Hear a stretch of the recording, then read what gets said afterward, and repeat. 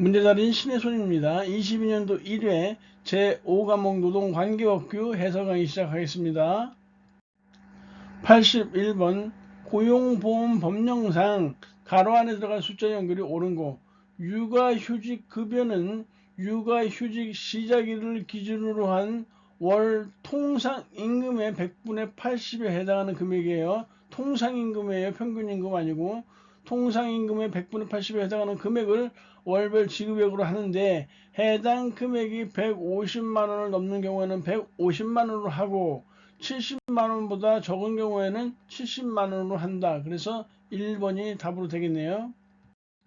2번에 국민평생직업능력개발법령이요. 국민평생직업능력개발법령은 21년도 8월에 개정됐는데요. 원래는 국민평생이 아니라 여기에 근로자라는 명칭이 있었죠. 그래서 근로자 직업능력개발법령이 21년도 8월에 국민평생직업능력개발법령으로 개정된 것이에요. 틀린 거를 고르면 1번 좋고 3번, 4번 다 맞는데 2번이에요. 산업재해보상보험법에 따른 근로복지공단은 직업능력개발훈련시설을 설치할 수 없다. 아니 설치할 수 있다. 이외에도 근로복지공단 이외에도 한국산업인력공단 그리고 한국장애인고용공단 등이 직업능력개발훈련시설을 설치할 수 있는 단체에 시험에 여러 차례 나온 것이니까 잘 알아두시고요. 그리고 국민평생직업능력개발법령에서 정의한 근로자의 정의는 사업주에게 고용된 사람과 취업할 의사가 있는 사람을 근로자라고 정의했어요. 83번 근로기준법령상 용어의 정의로 틀린 것은 1번 좋고 2번도 좋은데 3번이요. 단시간 근로자란 1일의 소정 근로시간이 여기가 틀렸죠. 1일이 아니라 일주일에 일주일의 소정 근로시간이 통상 근로자의 일주일의 소정 근로시간에 비해서 짧은 근로자를 우리는 단시간 근로자라고 해요. 시험 많이 나오고요.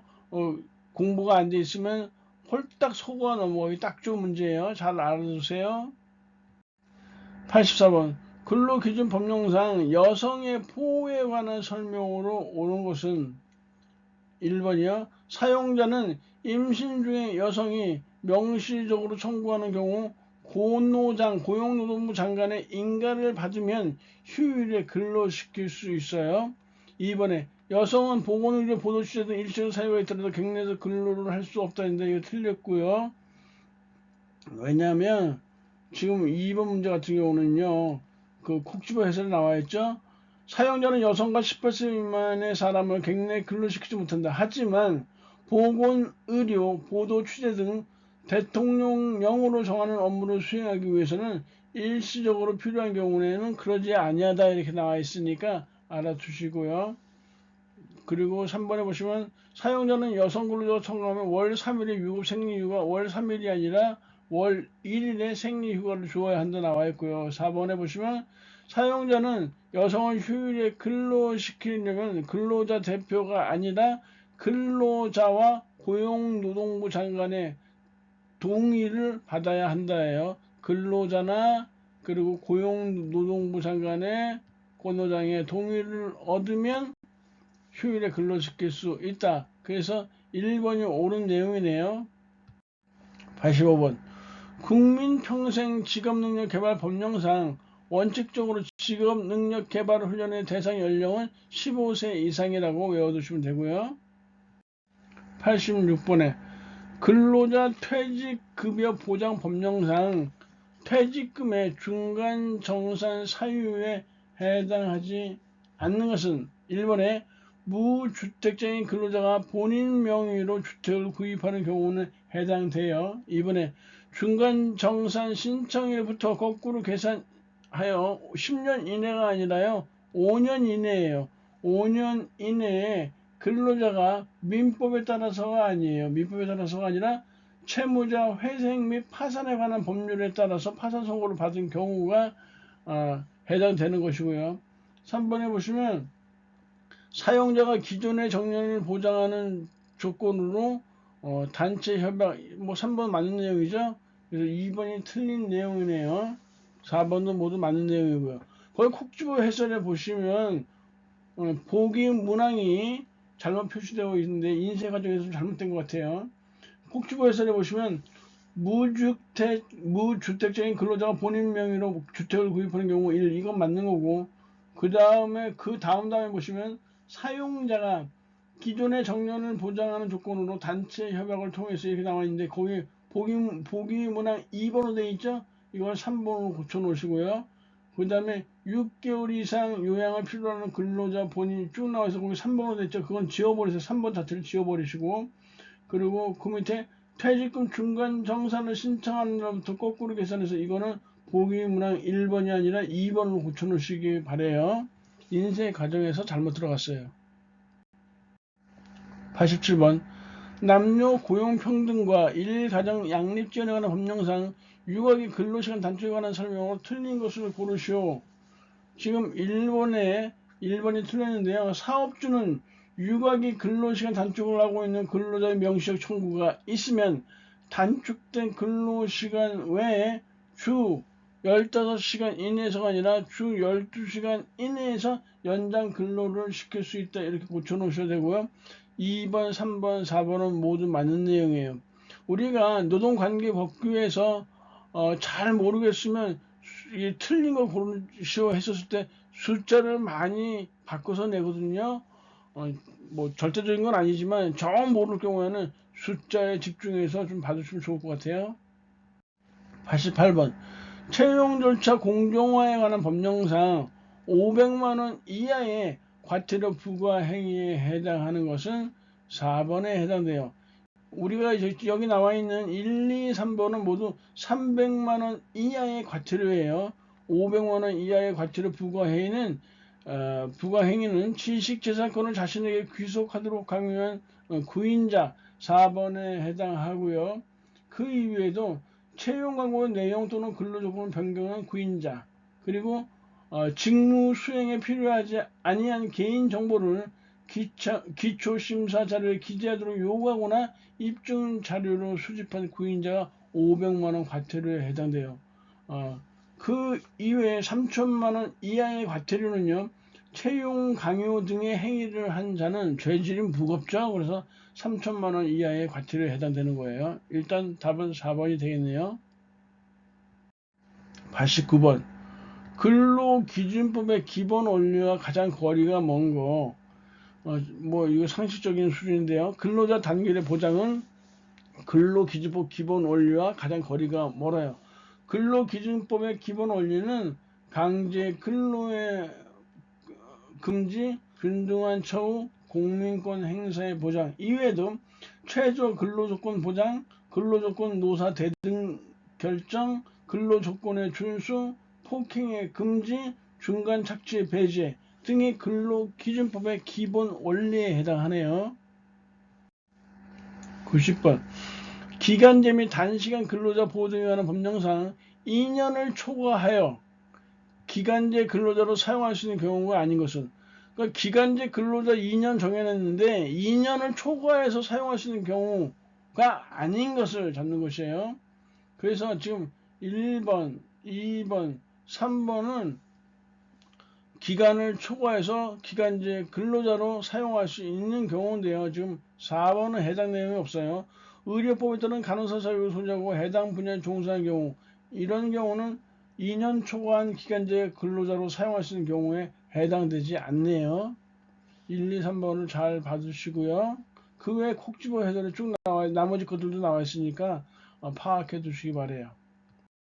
91번 남녀 고용평등과 일가정 양립지원에 관한 법령상 근로자의 가족 돌봄 등을 위한 지원에 관한 설명으로 틀린 것을 고르시오. 1번은 괜찮고요. 2번도 좋고 3번도 좋은데요. 4번이요. 가족 돌봄 휴직 및 가족 돌봄 휴가 기간은 근속기간에 제외한다는데 아니에요. 근속기간에서 포함하는 것이에요. 가족 돌봄 휴직 및 가족 돌봄 휴가 기간은 근속기간에 포함한다. 단 평균 임금 산정 기간에서는 제외하는 것이에요. 근속기간은 포함하는데 평균 임금 산정 기간에서는 제외한다는 사실을 알아두셔야 돼요.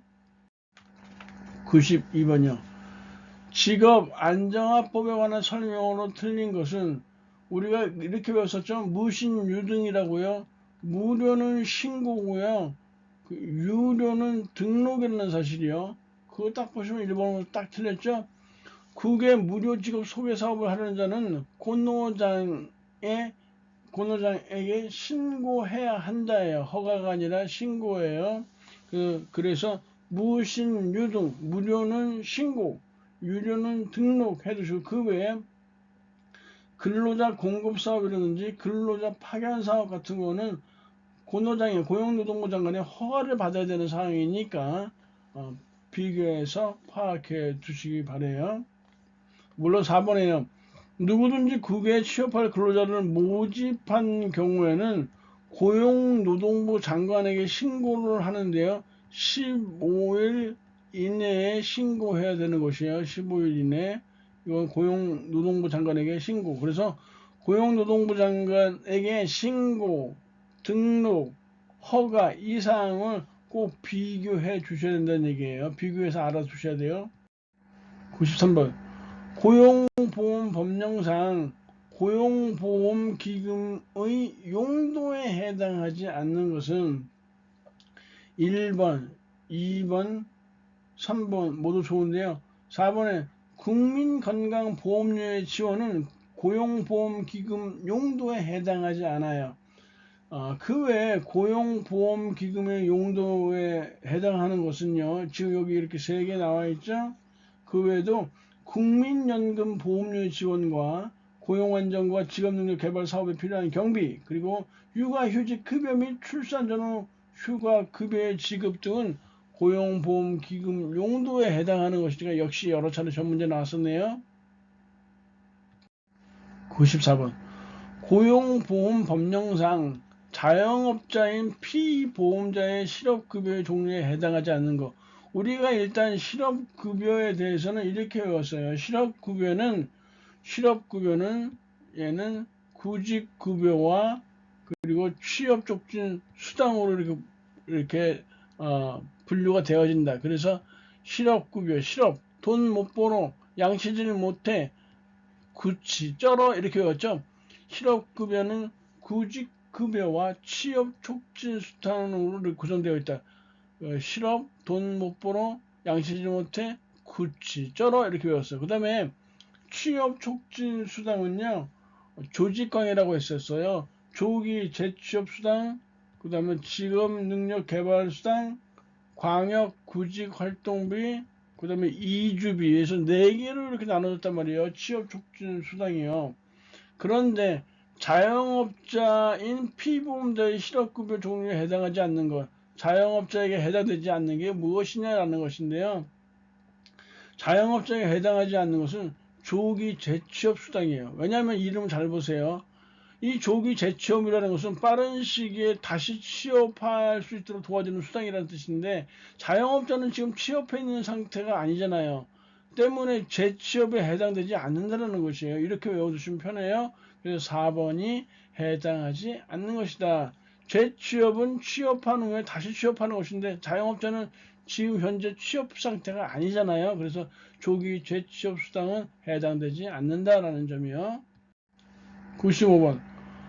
헌법 제32조에 명시된 내용이 아닌 것은 1번 좋고 2번 좋고 3번도 좋은데요. 4번에 국가는 사회적 경제적 방법으로 근로자의 고용 증진과 최저임금 보장에 노력하여야 한다 했는데 최저임금 보장에 노력하는 거 아니에요. 이런 임의 규정이 아니에요. 최저임금은.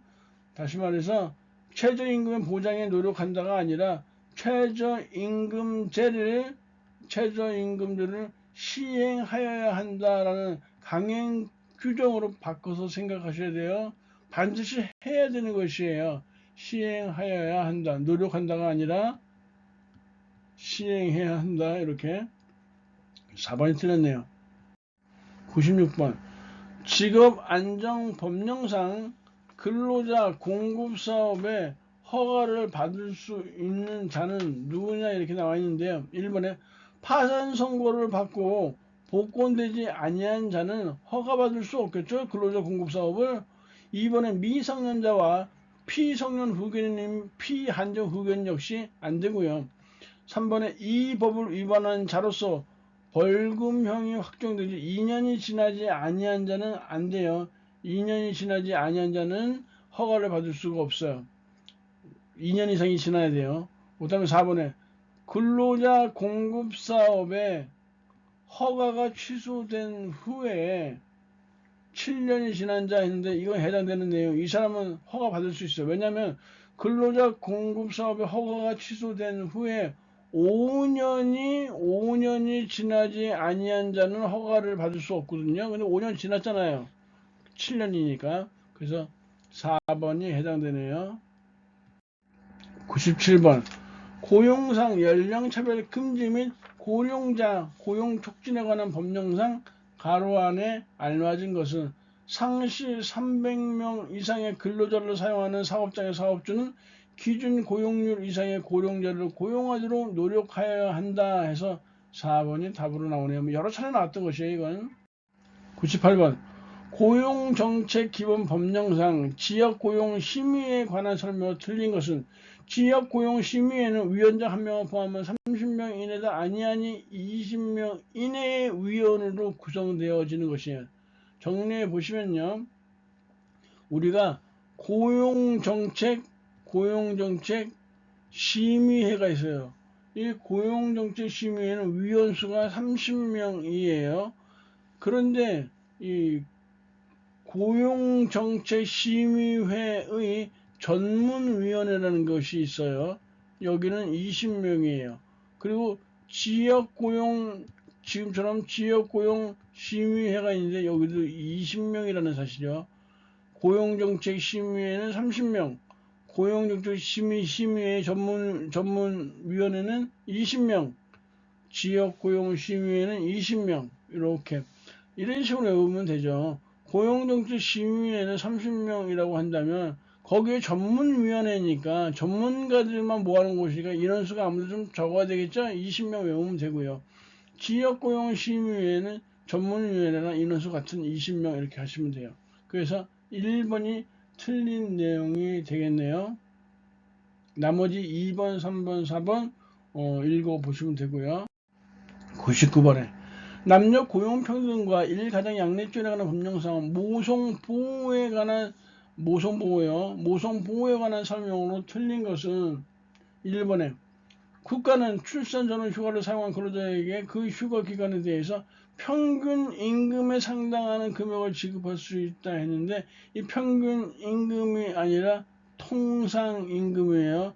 평균 임금, 통상 임금이 섞어서 잘 나오니까 구분해서 잘 외워두셔야 되고 역시 2번, 3번, 4번 시험에 자주 나왔던 항목들이니까 읽어두시면 되겠네요.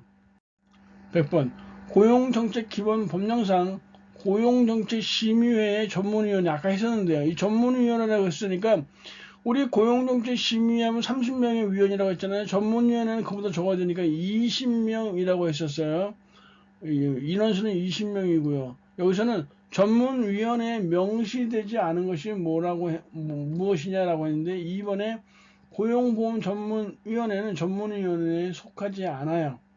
전문위원회에 속하는 것은요. 지역고용전문위원회 있고요. 그 다음에 고용서비스 전문위원회 있어요. 그 다음에 장애인 고용촉진전문위원회 있고요. 그 다음에 건설근로자 고용개선 전문위원회 있어요. 그 외에도 사회적 기업육성 전문위원회 있고요. 적극적 고용개선 전문위원회 등이 고용정책심의회 전문위원회에 속해 있어요. 인원수는 20명, 위원회 인원수는 20명이라는 사실을 그래서 콕집에서 잘 나와 있으니까 봐주시고 외워주시면 될 것 같네요. 강의에 대한 고생하셨고요. 다음 시간에 뵙겠습니다. 감사합니다.